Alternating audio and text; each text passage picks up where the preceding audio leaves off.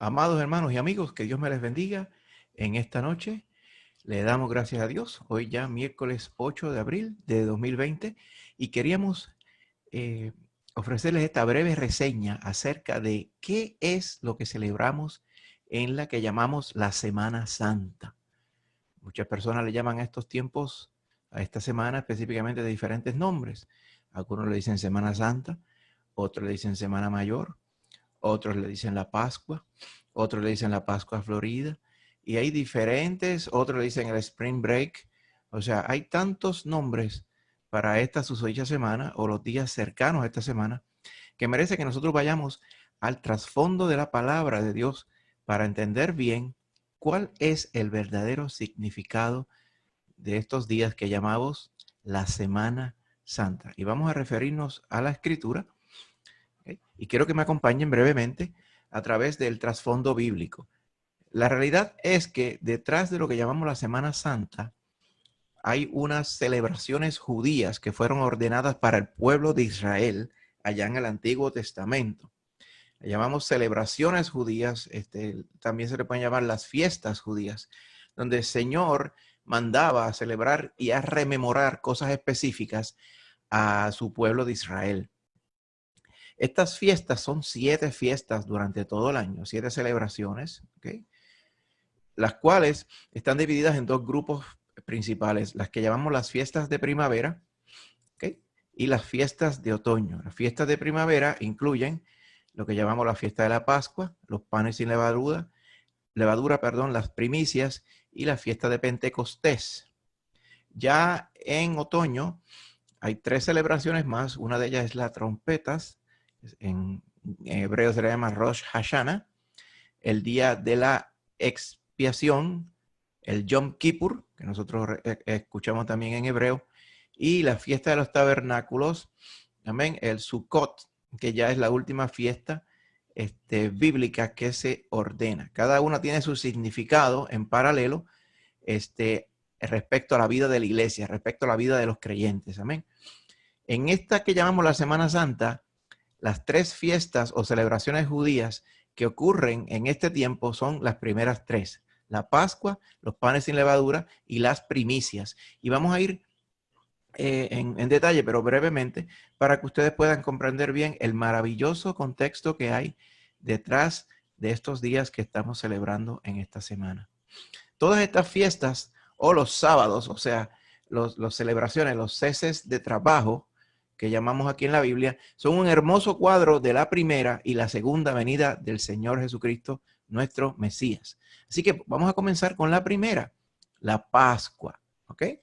En Levítico 23:5, la Biblia dice, en el mes primero, a los 14 del mes, entre las 2 tardes, Pascua es de Jehová. Ese mes primero es el mes de Nisan, según el calendario judío.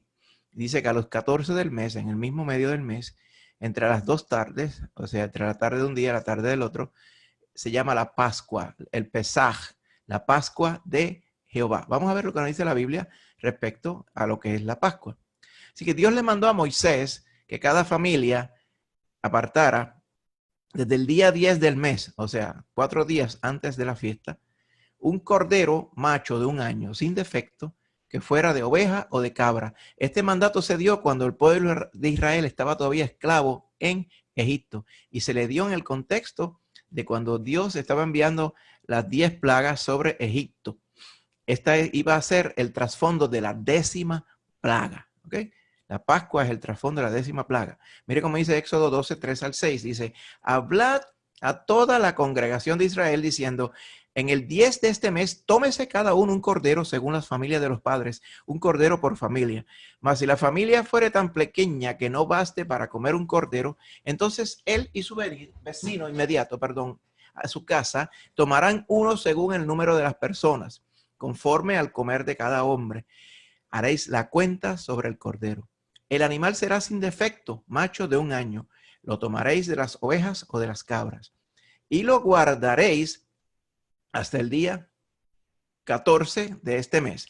Y lo inmolará toda la congregación del pueblo de Israel entre las 2 tardes. Estas son las instrucciones para observar la Pascua. Fíjate que envolvía un cordero inocente, macho de un año, que fuera sin defecto. Podría ser, según el contexto de la palabra, de oveja o de cabra. Dios también mandó en esa noche, antes de que fuera la última plaga sobre el pueblo de Egipto, y dijo así en Éxodo 12, 7 al 8, dice, y tomarán la sangre, o sea, la sangre de este cordero o el cabrito, y la pondrán en los dos postes y en el dintel de las casas en que lo han de comer, como se ve aquí. Los dos postes son las columnas aquí del marco, y el dintel es la parte de arriba, la viga. Y aquella noche comerán la carne asada al fuego, o sea, la carne del cordero que acaban de matar, y van a comer panes sin levadura. Con hierbas amargas lo comerán. También dice más adelante lo que iba a pasar por todas aquellas casas donde no estuviera pintada la puerta con la sangre del cordero. Dice, pues yo pasaré aquella noche por la tierra de Egipto y heriré a todo primogénito en la tierra de Egipto, así de los hombres como de las bestias, y ejecutaré mis juicios en todos los dioses de Egipto. Yo, Jehová. Así que esa Pascua, hermano, eventualmente, según vimos en el contexto, se dio en esa 10ª plaga. Y el Señor la envió que como la última advertencia a Egipto y también una prueba de la fe de Israel, estribaba en que un cordero, la sangre de un cordero, donde estuviera puesta en la casa, en donde quiera estuviera la sangre del cordero inocente, allí el ángel de Jehová no iba a posar. Amén. Y la muerte no iba a venir sobre esa casa. Recuerde que esa se llama la plaga de la muerte de los primogénitos. En el contexto de la plaga en Egipto, en toda casa donde no hubo la sangre del cordero inocente, el primogénito murió. Así que donde único no murieron los primogénitos fueron a los hogares de la casa de Israel, donde en cada uno pusieron su fe en lo que Dios había dicho y pintaron con la sangre del cordero sus dinteles. Si usted da más adelante y va al tiempo cuando el verdadero Cordero de Dios, el Hijo de Dios, el Señor Jesucristo, vino a la tierra, ¿amén? El mismo Juan el Bautista que anunciaba su venida, le llamó en Juan 1:29, le dijo, este es el Cordero de Dios que quita el pecado del mundo. Bendito sea el Señor. Y si vemos, hermanos, el sacrificio de Jesús en la cruz sucedió exactamente a la hora en que se sacrificaba el cordero en el templo, el día y la hora, porque se celebraba ese día la noche de la Pascua. ¿Okay? Dice Juan 19:14, era la preparación de la Pascua y como la hora sexta, o sea, justo cuando estaba empezando la primera noche. Entonces dijo a los judíos, he aquí vuestro rey. Este era Pilato anunciando esto. ¿Okay? Así que el Señor Jesús estaba siendo preparado para la muerte en el mismo tiempo que en la fiesta de la Pascua se preparaban los corderos para la muerte, porque el Señor Jesús es el Cordero de Dios que quita el pecado del mundo. Amén. Así que estaba anunciando allí, en boca de este mismo Pilato, estaba confirmando que él era el Cordero de Dios que quita el pecado del mundo. Todas esas señales, hermanos, fueron visibles para todos. Usted recuerda que hubo tinieblas sobre toda la tierra en la crucifixión del Señor, desde las 12 del mediodía hasta las 3 de la tarde. Y cuando Jesús murió, la tierra tembló, las rocas se partieron y el velo del templo se rasgó. Justo a la hora en la cual en el templo comenzaban los sacrificios de los corderos de la Pascua, que era a las 3 de la tarde, a esa misma hora, fue que el Señor Jesucristo murió en la cruz para redimirnos a todos los que creemos en él de todo pecado y toda maldición. Otra cosa importante que dice en Éxodo 12:22, volviendo al Antiguo Testamento, es algo que a veces no se toma mucho en cuenta, pero trae una enseñanza tremenda. Dice, allá en el 12:22 dice, ninguno de vosotros salga de las puertas de su casa hasta la mañana. O sea, iban a pintar la sangre y se iban a quedar dentro de la casa hasta el otro día.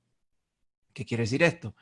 Los israelitas iban a estar a salvo solo si estaban dentro de la casa donde estaba la sangre pintada. ¿Okay?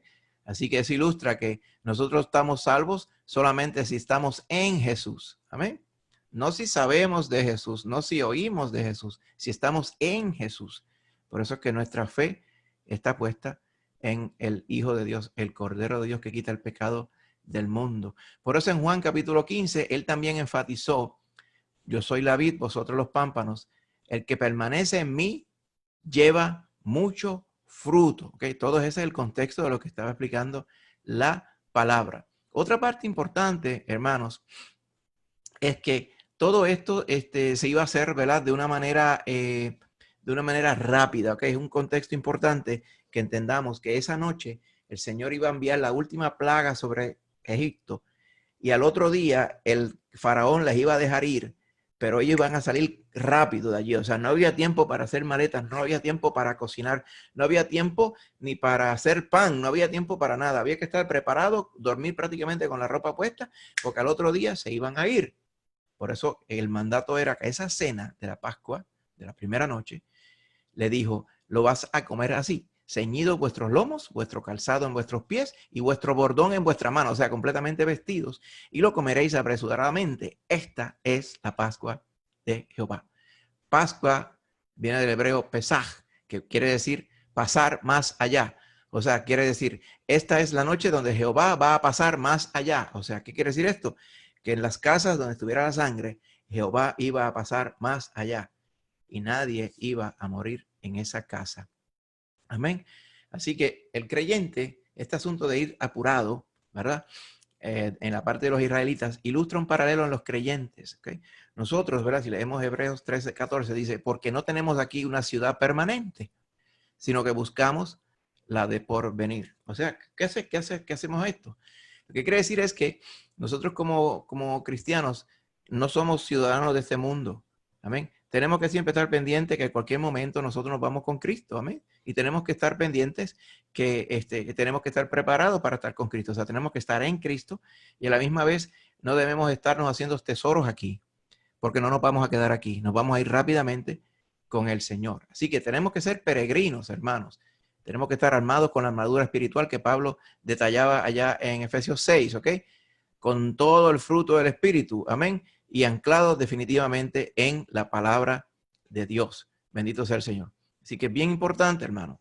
Mire lo que nos dice también la palabra de Dios aquí en 1 Corintios 5, 7. Dice, limpiaos pues de la vieja levadura, para que seáis nueva masa, sin levadura como sois. Porque nuestra Pascua, que es Cristo, ya fue sacrificada por nosotros. Bendito sea el Señor. Y fíjese que nos muestra claramente, Cristo es nuestra Pascua. En el nombre de Cristo es que podemos estar contando con la vida eterna, la bendición en esta vida y la vida eterna, porque Él dio su vida por nosotros, Él se sacrificó por nosotros. Fíjese también que nos dice, nos manda a limpiarnos de la vieja levadura. Y esto vamos a estar hablando de él cuando vayamos a la segunda fiesta, que son los panes sin levadura. Es bien importante. Fíjese que nos manda a limpiarnos de la vieja levadura. Así que resumiendo la Pascua, antes de ir a las panes sin levadura, dice, la fiesta de la Pascua, en este caso, ¿verdad? Como hemos podido ver, tiene dos connotaciones. Va representando el sacrificio de Jesús, cuya sangre nos limpia de todo pecado. Bendito sea Él.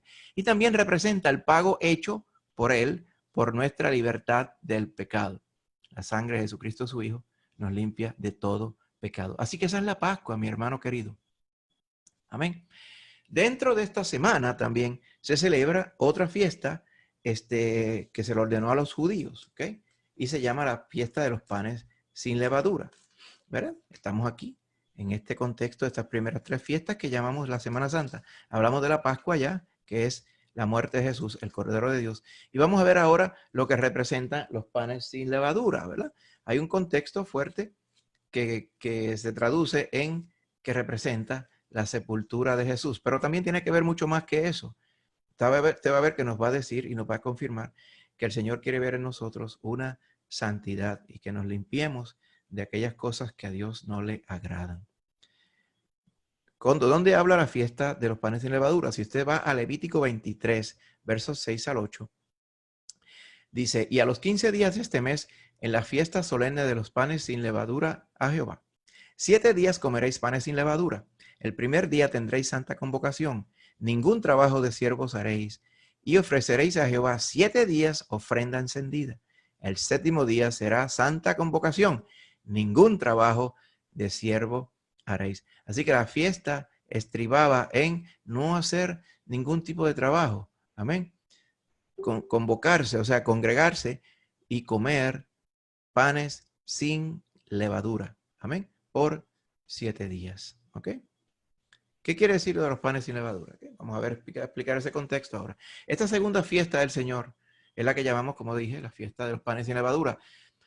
En realidad, como el templo judío no existe ahora, ¿ok?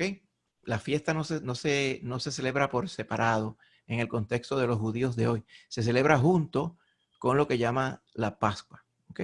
Así que por 7 días no se podía comer pan con levadura desde la noche del 14, o sea, empezando, ¿verdad? Con la misma noche que comenzaba la Pascua hasta 7 días después, ¿ok? Así que esta fiesta lo que quería hacer era conmemorar, ¿ok? Para que el pueblo no olvidara cómo Dios sacó a Israel de Egipto, ¿ok? Ese éxodo, como yo les dije, sucedió de una manera repentina y rápida y no había tiempo para preparar la masa del pan. ¿Por qué? Porque, obviamente, un pan hecho en los tiempos antiguos, ¿ok? Requería que uno preparara la levadura. O sea, la levadura se toma y se tenía que colocar con harina o con azúcar, ¿ok? En agua para que fuera fermentando y se fuera reproduciendo. Ese proceso puede tardar 2 o 3 días. Y luego de ello se le incluía en la masa del pan. Y el pan con la masa ya con levadura, esa masa, se ponía en un lugar para que fuera la levadura haciendo el efecto de crecer la masa, o sea, de airear la masa.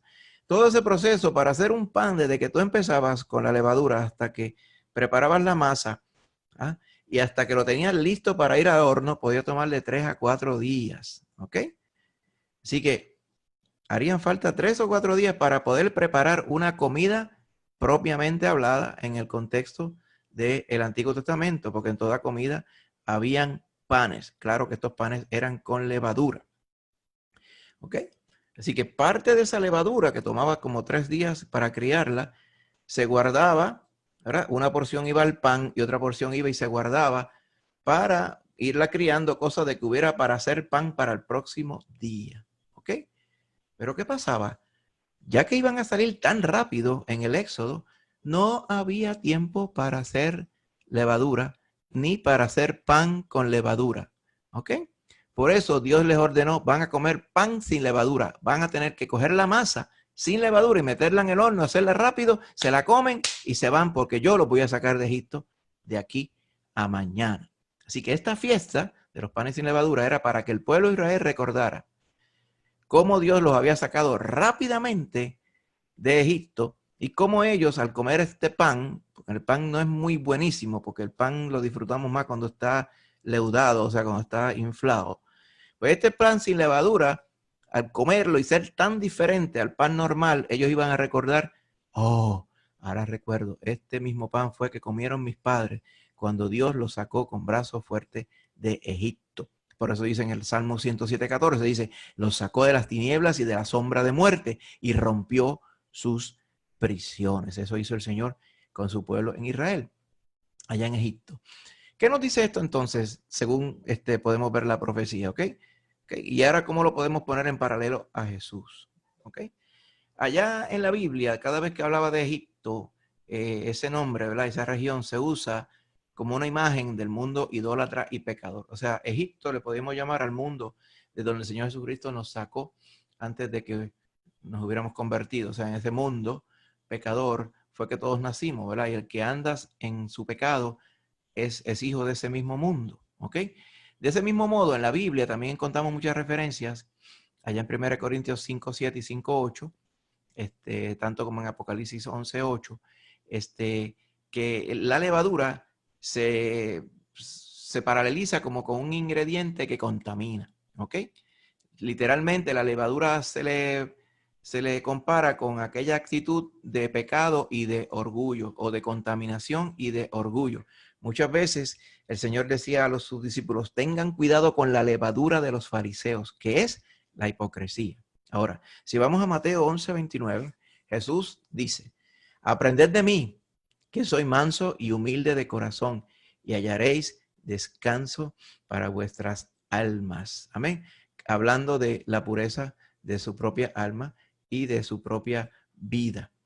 También el Señor Jesús, dice la palabra, que en su condición de hombre se humilló a sí mismo y se hizo obediente hasta la muerte y muerte de cruz. ¿Por qué menciono esto? Porque también en Deuteronomio 16:3, perdón, este pan sin levadura se le llama pan de aflicción. ¿Por qué? Porque el pueblo de Israel iba a ser probado esa noche y por muchos años después en su obediencia a Dios. Y eran tiempos gloriosos cuando salían de Egipto, pero a la misma vez eran tiempos críticos, hermano. Amén. Y ese pan de aflicción también representaba el sometimiento y la obediencia, porque el pueblo de Egipto tenía que estar sometido a Jehová Dios para que pudieran ser sacados de Egipto. ¿Ok? En el caso de Jesús, él fue el máximo ejemplo de sometimiento y de obediencia, porque se atuvo a todo lo que Dios el Padre le envió y le mandó para poder consumar nuestra salvación. Y vivió perfectamente, sin pecado, hasta la muerte y muerte de cruz. Por eso es que entendemos, el pan sin levadura también representa a Cristo Jesús. Una vida pura, sin levadura, sin contaminación y sin pecado.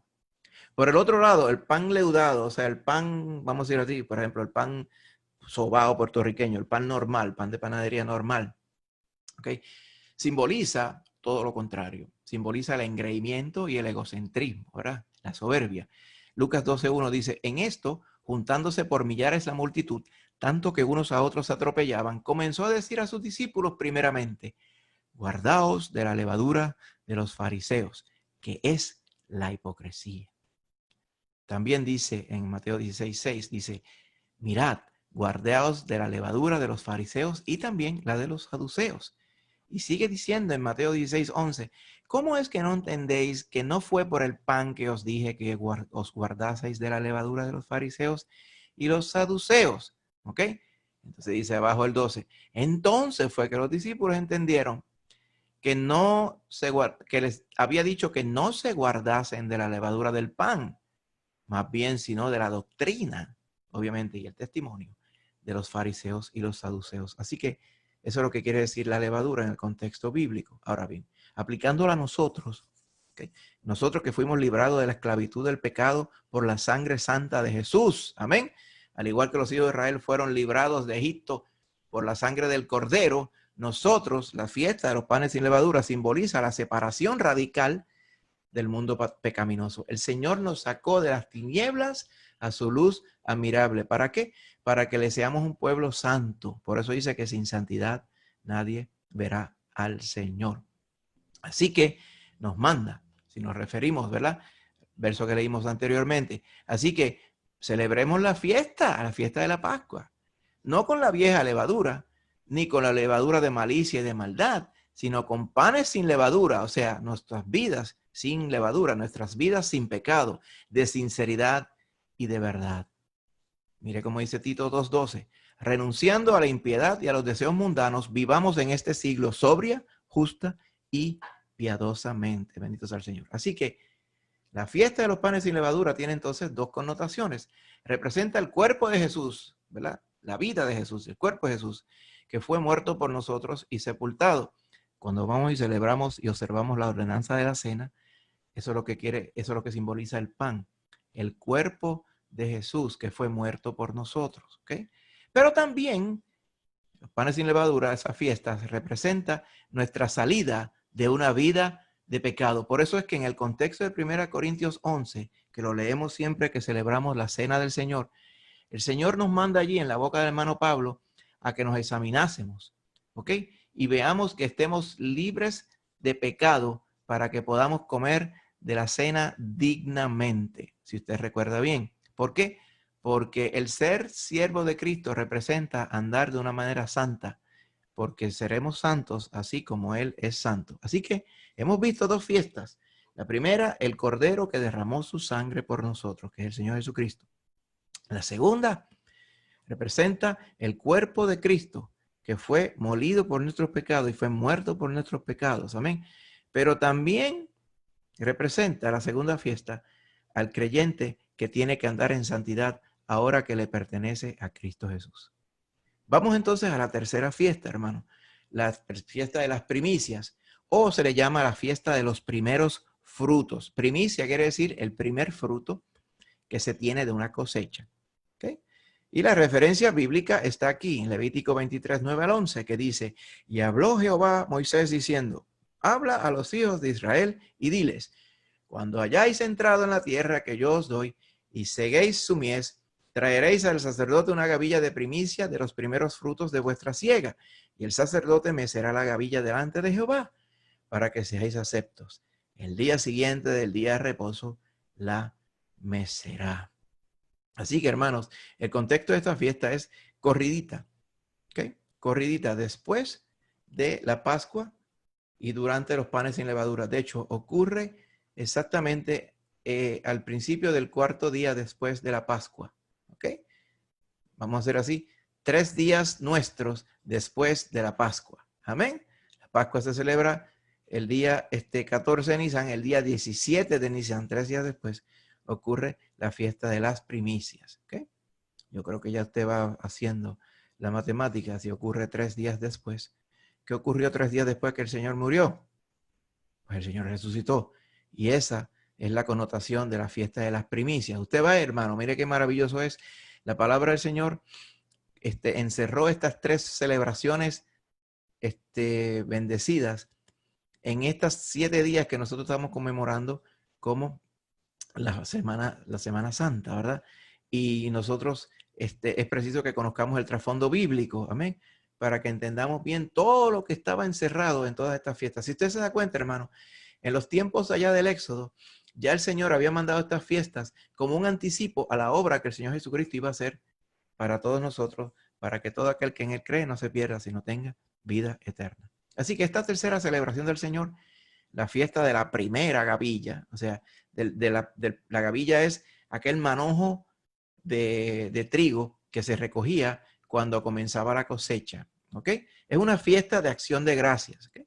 Y tenía que ver con el servicio de los sacrificios, ¿ok? Era simplemente dar gracias a Dios por la cosecha, ¿ok? Hasta el día en que la primera gavilla, o sea, el primer manojo de trigo, no fuera llevado al santuario y mecida delante de Dios, como que dice, te la ofrendo a ti, Jehová, por ser bueno con nosotros, ¿ok? Hasta que eso no se hacía, no se podía comer de la cosecha.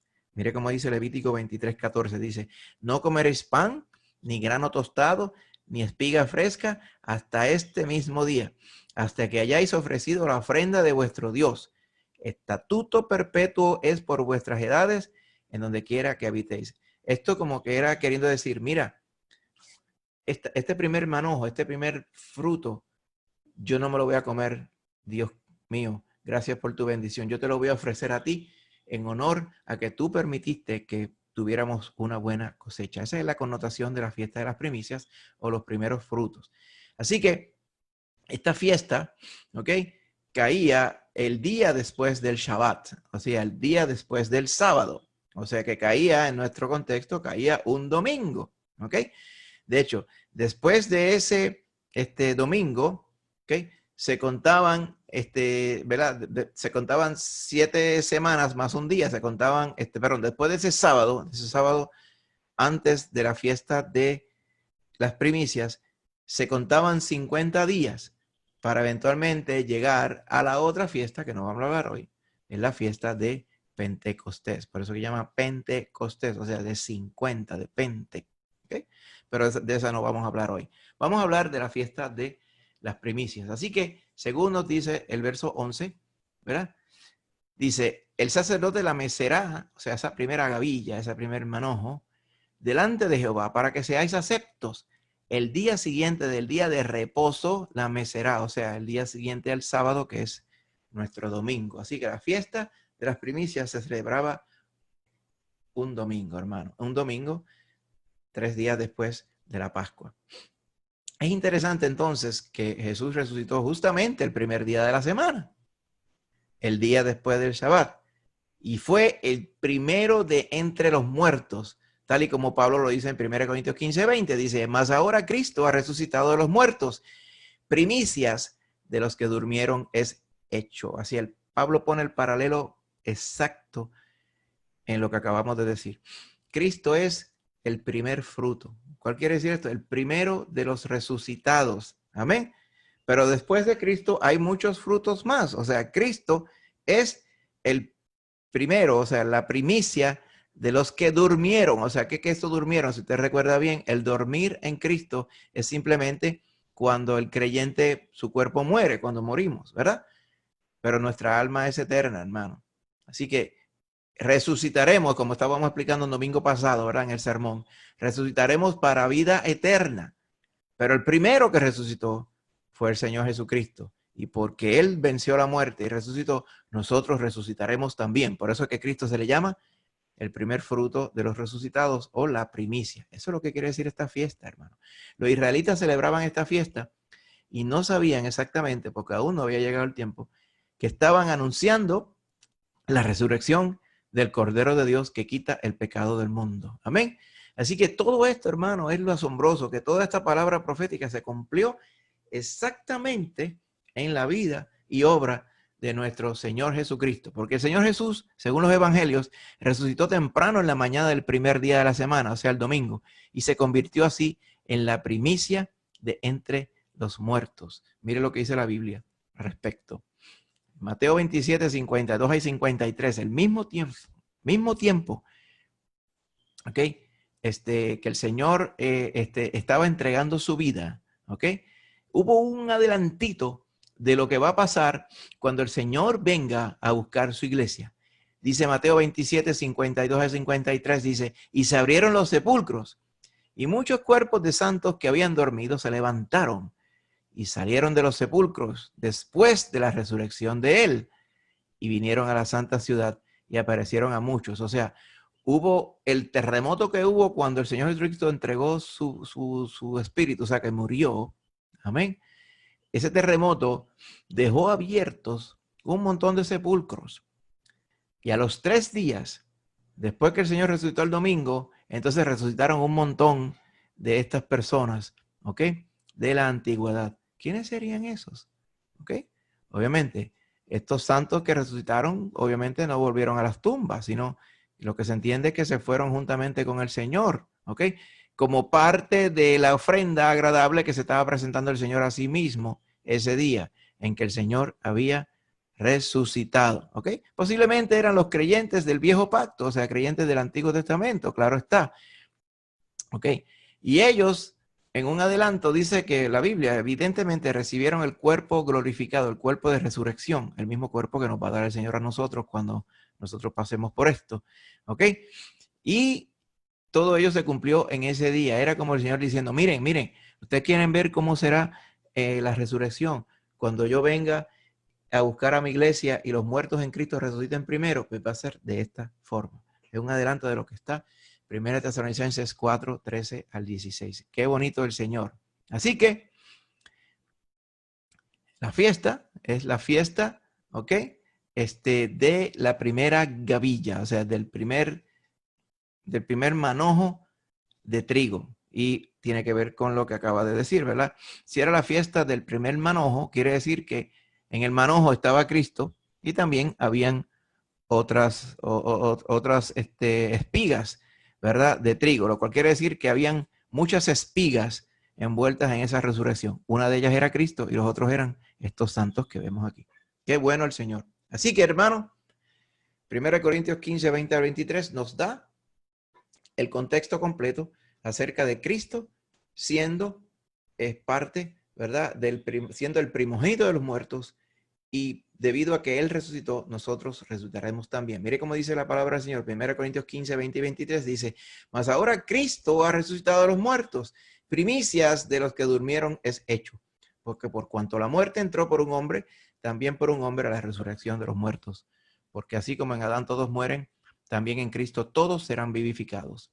Pero cada uno en su debido orden. Cristo, las primicias. Y luego los que son de Cristo en su venida. Ahí lo dice todo claro, hermano. Esta fiesta nos ilustra que los que somos de Cristo, un día vamos a resucitar como Cristo resucitó de la misma forma. Así que, ¿qué marcó la resurrección de Jesús? Marcó el principio de esa cosecha de almas. ¿Por qué? Porque la señal de autenticidad del Señor Jesucristo es que Él murió y resucitó. Mire cómo dice Juan 12:32, dice, y yo, si fuere levantado de la tierra, o sea, resucitado, perdón, a todos atraeré a mí mismo. Y ese es el contexto de lo que hemos estado viendo, hermano. Jesús entonces resucitó el día de las primicias. Bendito sea el Señor. Hermano, ¿qué hemos estado viendo hasta ahora? Hemos visto este contexto tremendo. La Pascua es el Cordero de Dios que quita el pecado del mundo. Amén. Y nos invita a que seamos santos y que andemos en esta vida como que somos peregrinos y extranjeros, porque somos ciudadanos del reino de los cielos. La otra fiesta, la de los panes sin levadura, nos incita a que seamos santos y puros en nuestra vida. Amén. Como Cristo lo fue. Y la tercera fiesta nos dice que está reservada para nosotros la resurrección de entre los muertos a una vida eterna en un cuerpo glorificado junto con el Señor Jesucristo. Amén. Y eso nos dice y nos ilustra estas tres fiestas, el plan glorioso que Dios ya había preparado para salvarnos a todos desde antes de la fundación del mundo, hermano. Quería dejarles entonces con una brevísima reseña de otro día de esta semana. Este domingo que pasó le llaman típicamente el Domingo de Ramos. ¿Por qué le llaman el Domingo de Ramos? ¿Y cuál es la verdadera connotación de este día? Vamos a verlo en unos cuantos minutos y con esto resumimos. ¿Por qué? ¿Y qué quiere decir este primer día de esta semana? O sea, el primer domingo, el Domingo de Ramos. ¿Okay? En ese día, ¿okay?, según los evangelios, Cristo entró por la puerta dorada, en la puerta que queda más cerca al atrio del templo, por donde entraban los reyes, que entraban victoriosos y entraban directo al templo a ofrecer sus ofrendas de agradecimiento al Señor. Mire cómo dice Mateo 21, 1 al 12, dice, y aquí hay una porción, no está todo, pero hay una porción y es la que sigue. Dice, cuando se acercaron a Jerusalén y vinieron a Betfagé, al monte de los olivos, todo esto aconteció para que se cumpliese lo dicho por el profeta cuando dijo, decid a la hija de Sión, o sea, a Israel, he aquí tu rey viene a ti, manso y sentado sobre una asna, sobre un pollino, hijo de animal de carga. Y trajeron el asna y el pollino y pusieron sobre ellos sus mantos, y él se sentó encima. Y la multitud, que era muy numerosa, tendía sus mantos en el camino, y otros cortaban ramas de los árboles y las tendían en el camino. Y la gente que iba delante y la que iba detrás aclamaba diciendo, Hosana al Hijo de David, bendito el que viene en el nombre del Señor, Hosana en las alturas. Y cuando entró él en Jerusalén, toda la ciudad se conmovió diciendo, ¿quién es este? Y la gente decía, este es Jesús el profeta de Nazaret de Galilea. Y entró Jesús en el templo de Dios. El Señor hizo exactamente como hacían los reyes, solamente que Él es el Rey de Reyes. ¿Por qué el Señor hizo esto? Para cumplir una profecía que estaba en Zacarías 9:9, que decía, alégrate mucho, hija de Sión, da voces de júbilo, hija de Jerusalén. He aquí tu rey vendrá a ti, justo y salvador, humilde y cabalgando sobre un asno, sobre un pollino, hijo de asna. Exactamente los mismos versos que se citan aquí en el medio de Mateo 21, 1 al 12. El Señor Jesús cumplió con esta profecía de Zacarías. ¿Por qué? Porque Él es el único que podía cumplirla. Él es el Rey de Reyes y Señor de Señores. Cristo entró por esta puerta, hermano. Esta es la puerta dorada. Por esta misma puerta. Por la parte de acá, bajaba del monte de los olivos a un valle y después subía una cuesta que eventualmente entraba por estas puertas. ¿Ok? Estas puertas llevaban entonces al patio del templo y después llevaban al atrio del templo. El templo quedaría poco por acá arriba a la izquierda. Claro, el templo no existe hoy, pero en aquellos tiempos en Jerusalén el templo estaba aquí cerquita. Esta es la puerta más vieja de la ciudad. Usted dirá, ¿y si es una puerta por qué está cerrada? Bueno, porque desde el año 1400 y pico, los musulmanes que tomaron control de la ciudad de Jerusalén, se enteraron de esta profecía, la profecía de Zacarías, ¿ok? Que tu rey, el rey de los judíos, iba a venir cabalgando sobre un asno, un pollino, hijos de asna, dijeron, ese rey no va a entrar nunca aquí. Nosotros vamos a cerrar la puerta por donde entran los reyes. ¿Para qué? Para que ese rey judío no entre aquí. Y la cerraron. Usted lo puede ver que las piedras no son exactamente las mismas de la cual está hecha la entrada, porque la cerraron después. Así que con esto, el hombre quiere impedir que el rey de reyes, señores y señores, vaya a entrar por donde va a entrar, hermano. Ahora bien, el rey va a regresar, como dice Zacarías 9:9, y va a entrar por esa misma puerta, mi hermano. Amén. Eso es lo que quiere decir lo que conmemoró el Señor y confirmó y cumplió el Señor este pasado domingo, lo que llamamos Domingo de Ramos, ¿ok? Muchas veces en nuestro contexto cultural, pues la gente pone ramos y ramas de palma por ahí, pero no saben ni lo que están diciendo, hermano. Es una confirmación de que el Señor Jesucristo, tal y como entró por esa puerta, ese domingo de Ramos, para eventualmente a los 4 días dar su vida por nosotros, así regresará y entrará por esta misma puerta para reinar sobre Jerusalén y sobre el mundo durante el milenio. Mira aquí lo que dice Zacarías 14, 1-9. Dice, he aquí el día de Jehová viene y en medio de ti serán repartidos tus despojos, porque yo reuniré todas las naciones a combatir contra Jerusalén y la ciudad será tomada y saqueadas las casas. Más adelante dice, y después saldrá Jehová y peleará con aquellas naciones como peleó en el día de la batalla. Y se afirmarán sus pies, los pies de Jehová, de Jesús, en aquel día sobre el monte de los olivos, que está frente de Jerusalén al oriente, y el monte de los olivos se partirá por el medio, hacia el oriente y hacia el occidente, haciendo un valle muy grande, y la mitad del monte se apartará hacia el norte, y la otra mitad hacia el sur. Y vendrá Jehová mi Dios, y con él todos sus santos. Aquí está hablando de la venida de Cristo, hermano. Y acontecerá que en ese día no habrá luz clara ni oscura, será un día, el cual es conocido de Jehová, que no será ni día ni noche. Pero sucederá que al caer la tarde habrá luz. Y acontecerá también aquel día que saldrán de Jerusalén aguas vivas, la mitad de ellas hacia el mar oriental y la otra mitad hacia el mar occidental, en verano y en invierno. Y Jehová será rey sobre toda la tierra. En aquel día Jehová será uno y uno su nombre. Aquí está hablando claramente de cuando el Señor Jesucristo vuelva, derrote los malos en la batalla de Armagedón y establezca su reino de 1000 años en Jerusalén. Y será rey, como dice aquí, sobre toda la tierra. Bendito sea el Señor. Ante todo esto, hermano, que hemos hablado, para resumir, ¿qué debemos hacer nosotros como creyentes? Es lo mismo que nos mandó a hacer Pedro, según de Pedro 3:11-14, dice, puesto que todas estas cosas han de ser desechas, todo este mundo, hermano, ¿cómo no debemos nosotros en este caso, de andar en santa y piadosa manera de vivir, esperando y apresurándoos para la venida del día de Dios, en el cual los cielos encendiéndose serán deshechos y los elementos siendo quemados se fundirán? Pero nosotros esperamos, según sus promesas, cielos nuevos y tierra nueva, en los cuales mora la justicia. Por lo cual, oh amados, estando en espera de estas cosas, procurad con diligencia ser hallados por él sin mancha e irreprensibles en paz.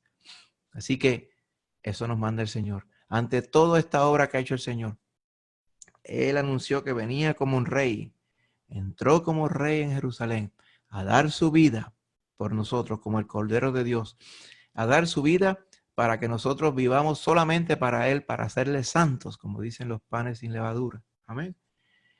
Nos manda a permanecer en Cristo, en donde está la salvación. Y también nos ha puesto para que seamos resucitados tal y como Él resucitó. Amén.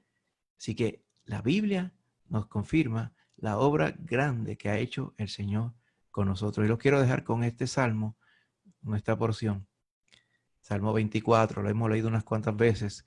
Es un salmo mesiánico, es un salmo que habla del Señor ese día. Yo estoy seguro, hermano, este salmo se va a leer cuando el Señor venga de nuevo y entre a reinar. Dice, de Jehová es la tierra y su plenitud, el mundo y los que en él habitan, porque él la fundó sobre los mares y la afirmó sobre los ríos. ¿Quién subirá al monte de Jehová? ¿Y quién estará en su lugar santo? El limpio de manos y puro de corazón, el que no ha elevado su alma a cosas vanas, ni jurado con engaño. Él recibirá bendición de Jehová y justicia del Dios de salvación.